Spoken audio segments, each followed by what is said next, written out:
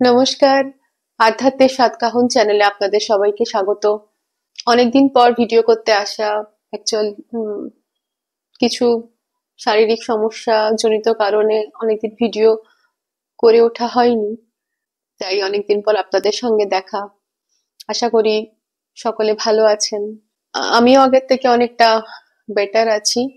December মাস পড়ে গেল। December মাস মানে মা শারদার জন্ম মাস। আমাকে আগে অনেকে রিকোয়েস্ট করেছিলেন যে মা শারদার কিছু বাণীর ওপরে ভিডিও করার জন্য। আমার সেটা কোনো কারণে হয়ে ওঠেনি। তো আজকে মা শারদারই একটা বাণীর ওপরে কিছু আলোচনা করব। মা বলে গেছেন, সংসারে কিভাবে থাকতে হয় জানো? যখন যেমন তখন তেমন, যেখানে যেমন সেখানে তেমন, যাকে যেমন তাকে তেমন। খুব ফেমাস কোট মায়ের এটা। তো এই কোটটা একটা খুব ডুয়ালিস্টিক অ্যাপ্রোচ, একটা দ্বৈততা আছে এই বাণীটার মধ্যে। দ্বৈততা কেন বললাম যে দ্বৈততা মানে দ্বৈততা এর জন্যই আমি বললাম যে যখন যেমন তখন তেমন। তার মানে কি, একটা লোক যদি আপনাকে মারে, আপনি পরে মার খাবেন? একটা লোক যদি আপনার সঙ্গে খুব বাজে আচরণ করেছে, আপনি মুখ বুজে সহ্য করবেন? মানে যখন যেমন তখন সেরকম মা তো বলে গেছেন না। যখন যেমন তখন তেমন মানে সেই তেমনটার মধ্যে একটা প্রতিবাদও লুকিয়ে আছে। সবসময় সবকিছুকে মেনে নেওয়া নয়, সেখানে একটা প্রতিবাদও লুকিয়ে থাকে। জীবন যথার্থতায় চলে, রাইটনেস। যখন যেরকম প্রয়োজন সেই হিসাবে নিজেকে পরিবর্তন করে নিতে হয়। আমি একজনের সাথে খুব নরম, অপরজনের সাথে আমি সেই নরমটা হব না। আমি কার সাথে কেমন আচরণ করব তা ডিপেন্ড করবে আমার অপোজিটে যে মানুষটা বা যে ইভেন্টটা দাঁড়িয়ে আছে তার উপরে। তাই বলা হয়েছে যখন যেমন তখন তেমন। আজকে ধরুন আপনি অফিসে কাজ করেন, আপনারই এক কলিগ, তার কোনো সমস্যা হয়েছে, সত্যি তার কোনো সমস্যা হয়েছে। সে আপনাকে বলল যে আজকের দিনটা তার একটু কাজটা আপনাকে দেখে নিতে। আপনি তার সমস্যা বুঝে আপনি নিজের কাজটাও করলেন, তার কাজও আপনি তাকে সাহায্য করলেন। সেকেন্ড দিনও এইরকমও চলতে থাকলো। কিন্তু এটা যদি দিনের পর দিন যায়, আপনি যখন বুঝতে পারবেন যে সে আপনার থেকে সুবিধা নিচ্ছে কেবল, তখন আপনার ব্যবহারটা কিন্তু প্রথম দিনের মতন থাকবে না। আপনার ব্যবহারটা ব্যক্তিটার পরিবর্তনের সাথে সাথে, ব্যক্তিটার মানসিকতা, ব্যক্তিটার আচরণের পরিবর্তনের সাথে সাথে আপনাকে আপনার ব্যবহারটা পরিবর্তন করতে হবে। যখন আপনি বুঝতে পারবেন সে আপনার থেকে কেবল সুবিধা নিচ্ছে। প্রথম দিন আপনি আপনার ভালো মানসিকতা দিয়ে আপনি তাকে হেল্প করেছিলেন, যেহেতু সে বলেছিল তার প্রয়োজন আছে, কিন্তু সেই প্রয়োজনটা যদি প্রত্যেক দিন চলতে থাকে তবে সেটা ঠিক নয়। প্রথম দিনে যখন যেমন তখন তেমন ছিল কি, তার প্রয়োজনে আপনি তাকে সাহায্য করেছেন, কিন্তু শেষ দিনে যখন যেমন তখন তেমন কি, আপনি তার এই আচরণের বিরুদ্ধে যাচ্ছেন যে আমি নিজেকে আর এক্সপ্লয়েট হতে দেব না। জীবন যেরকম যেরকম ভাবে সাজায়, যাকে আনে, যে ইভেন্টকে সামনে আনে, তার অনুযায়ী নিজেকেও পরিবর্তন করে চলতে হয়।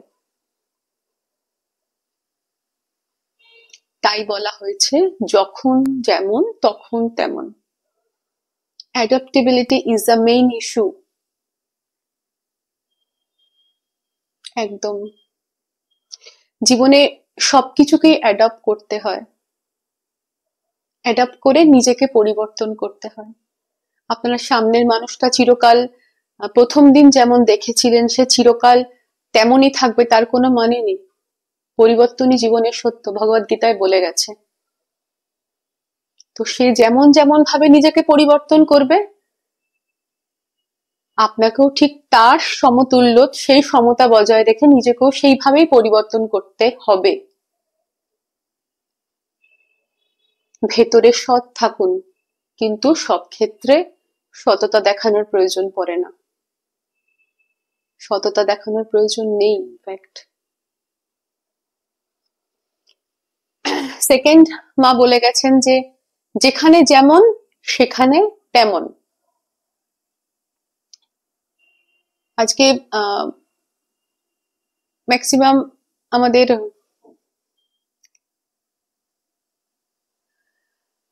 আপনি একটা আমি মেয়েদের এখানে বলবো না, আমি কোনো ইন্ডিভিজুয়ালি কোন রকম কাউকে মেনশন করে কিছু বলবো না। আপনি ধরুন একটা এমন জায়গায় গেলেন যেখানে আপনাকে গিয়ে থাকতে হলো, কোনো আত্মীয়ের বাড়ি গেলেন আপনাকে ওখানে গিয়ে থাকতে হলো, বা আপনি কোনো অফিস প্রোগ্রামে গেলেন আপনাকে ওখানে যেতে হলো। আপনি দেখছেন আপনি যেরকম ভাবে তৈরি হয়েছেন সেই পরিস্থিতি সেখানে নেই, সেখানকার কালচারটা কিছুটা ডিফারেন্ট।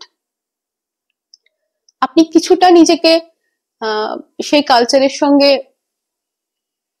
অ্যাডপ্ট করানোর চেষ্টা করবেন, কিন্তু যখন আপনি দেখবেন যে আপনার মোরালিটি বা আপনার ইন্টিগ্রিটিকে যখন, বা আপনার মানে একটা টলারেন্স লেভেল থাকে, প্রত্যেকের একটা টলারেন্স লেভেল থাকে, বা প্রত্যেকের একটা আত্মসম্মান থাকে, ওই সিচুয়েশন বা ওই এনভায়রনমেন্ট যদি সেই সীমা লঙ্ঘন করে, একটা লিমিট অব্দি ঠিক আছে, ওই অ্যাম্বিয়েন্স বা যে ইভেন্ট যেরকমই কিছু হোক না কেন, সেটা যদি একটা সীমা লঙ্ঘন করে, তখন আপনাকেও সেই অনুযায়ী রিয়াক্ট করতে হবে বা সেই অনুযায়ী বিহেভিয়ার শো করতে হবে। কেন যেখানে যেমন সেখানে তেমন কথাটা মানে সেই পরিবেশটাকে সম্পূর্ণভাবে মেনে নিয়ে নিজেকে ছোট করার কোনো মানে হয় না। যেখানে যেমন সেখানে তেমন হলো, কেউ যদি আপনাকে দু তিনবার লাঠির ঘা মারার চেষ্টা করে, তৃতীয়বার আপনাকে সেই লাঠিটা ধরে বলতে হবে যে তাকে মারার কারণটা কি। মাই যতগুলো কথা বলেছে সব জায়গায় এই একটাই ইঙ্গিত যে সামনে যেমন যা আসছে তার পরিপ্রেক্ষিতে নিজেকে পরিবর্তন করা। যা আসছে, একজন ভালো মানুষের সঙ্গে আপনি ভালো, একজন যদি একটু তীক্ষ্ণ মানুষ হয় তার সঙ্গে আপনিও তীক্ষ্ণ, একজন যদি জেদি মানুষ হয়, আপনি হয়তো জেদি নন, তবু আপনাকে সেখানে জেদ দেখানোর প্রয়োজন পড়বে। না হলে আপনি একটা ব্যবহারের বিষয়বস্তু হয়ে যাবেন সেই জায়গাতে।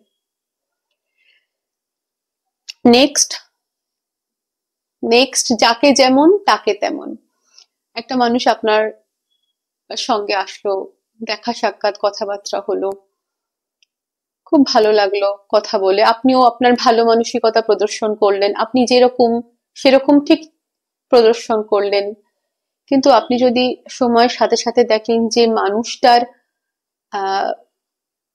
নৈতিক দিকটা যা আপনি ভেবেছিলেন সেটা ঠিক নয়, তার মানসিকতা অন্যরকম, তার ইন্টেনশন অন্যরকম, তাহলে কি আপনি প্রথম দিন যেমন তার সঙ্গে ব্যবহার করেছিলেন আজকেও কি তার সঙ্গে ঠিক সেরকম ব্যবহারটাই করবেন, না আপনি আপনার মোরালিটিতে ফিক্স থাকবেন? জীবনে মোরালিটির থেকে উইজডম অনেক বড় জিনিস, প্রজ্ঞা। মোরালিটি আমাদের খুব রিজিড করে দেয়। মোরালিটি থাকা ভালো, নৈতিকতা জিনিসটা থাকা ভালো, কিন্তু জীবনে কোনো জিনিসকে ফিক্স করা ঠিক না। কেন রিজিডিটি জীবনের অনেক খারাপ জিনিস। মানুষ যদি রিজিড হয়ে যায় তাহলে তার বাঁচা খুব দুষ্কর হয়ে যায়।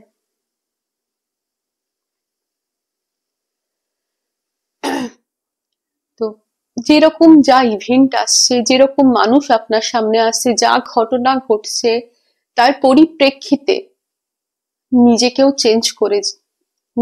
চেঞ্জ করে চলা, নিজের ওয়ে অফ টকিং, নিজের থিঙ্কিং প্রসেস, নিজের কথাবার্তা, চিন্তা ভাবনা সবকিছুকেই পরিবর্তন করা। জীবনে সবকিছু একটা পরিপ্রেক্ষিতে হয়। আমি প্রায় বিরিয়ানি খাই, বিরিয়ানি ছাড়া আমি কিছু খেতে পারি না। কিন্তু একটা সময় এমন আসলো যে আমার বিরিয়ানি কেনার টাকাটা নেই, তখন কি আমি না খেয়ে থাকবো? না, আমার তখন রুটি, ডাল বা ভাত যেরকম যা জুটবে আমি তাই খাবো। কিন্তু যদি মানুষ রিজিড হয়ে যায় যে না, বিরিয়ানি ছাড়া আমি কিছু খাবোই না, প্রথমত সেটা হবে না, কারণ তার বডির একটা নিড আছে। জীবন যথার্থতায় চলে, জীবন পরিপ্রেক্ষিতে চলে। কোন পরিপ্রেক্ষিতে কিরম কি করতে হবে সেটা বোঝাটা ভীষণ দরকার। ফ্লেক্সিবিলিটি জীবনে অনেক বড় জিনিস, নিজেকে ফ্লেক্সিবল করা। আমাদের সমস্যা কোথায় জানেন তো? আমরা নিজেকে না খুব সীমাবদ্ধ করে ফেলি, যে আমরা যেটা ভাবছি, যা করছি তার বাইরে কিছু হতেই পারে না। অনেক কিছু সম্ভব তার বাইরে গিয়ে।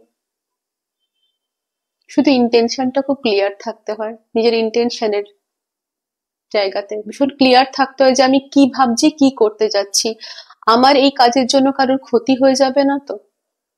শুধু এই দিকটা ক্লিয়ার থাকলেই ব্যাস, বাকি সব ঠিক আছে। তাই নিজেদেরকে রিজিড করবেন না প্লিজ। যত বেশি মানে আপনি রিজিড হবেন, আপনি একটা যন্ত্র হয়ে যাবেন, প্রাণ থাকবে না, কেবল যান্ত্রিকতা থাকবে আপনার মধ্যে। যেটার পর এটা, ওটার পর এটা, এই সিচুয়েশন এরকম, আমি এরকমই করি, আমি এরকমই করবো না।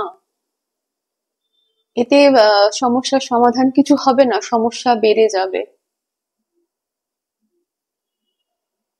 আপনার সামনে যদি 4টে মানুষকে দাঁড় করানো হয়, 4টে মানুষ 4 রকম প্রকৃতির, কিন্তু আপনি যদি আপনার এক রকমের ব্যবহার দিয়ে 4জন মানুষকে ডিল করেন, তো আপনি এক জায়গায় সফল হবেন, 3 জায়গায় আপনি ব্যর্থ হবেন।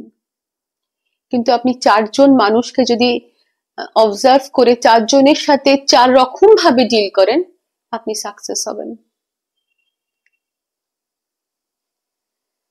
তাই জীবন যথার্থতায় চলে। তাই মা বলে গেছেন, যখন যেমন তখন তেমন। যেখানে শক্ত হওয়ার দরকার সেখানে শক্ত হয়েও, যেখানে নরম হওয়ার দরকার সেখানে নরম হয়েও।